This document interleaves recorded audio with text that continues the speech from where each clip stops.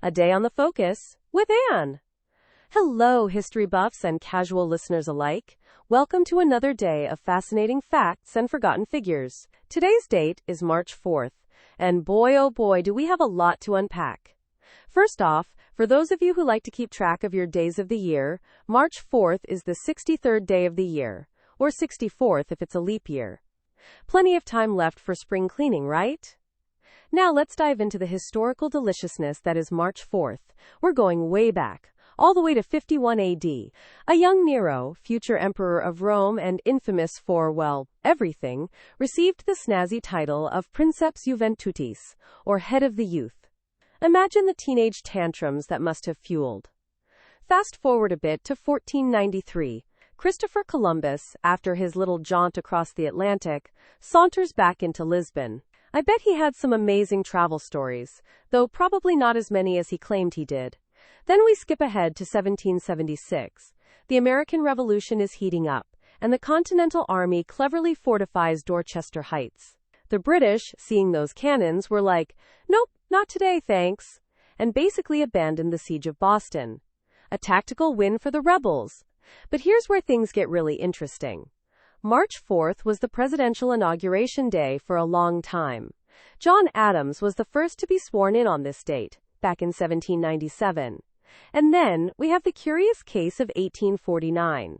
Zachary Taylor and Millard Fillmore technically didn't take the oath on March 4th. They waited till the next day.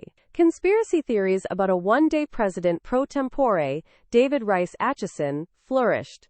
Whether or not he actually ruled the country for a day is up for debate. But it makes for a juicy story, doesn't it?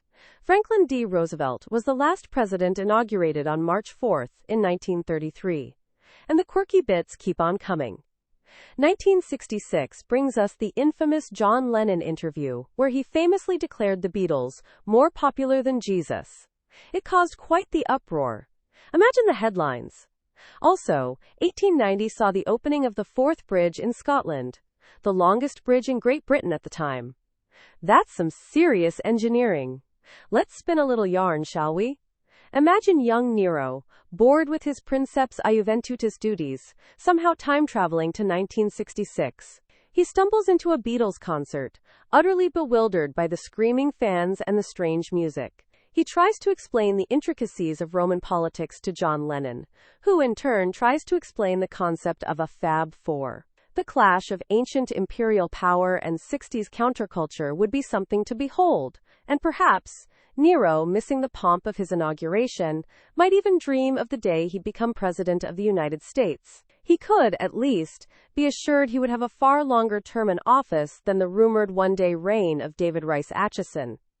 So there you have it, folks. Another whirlwind tour through history, all thanks to March 4th. Join me tomorrow for more historical highlights. Until then, keep those history books handy.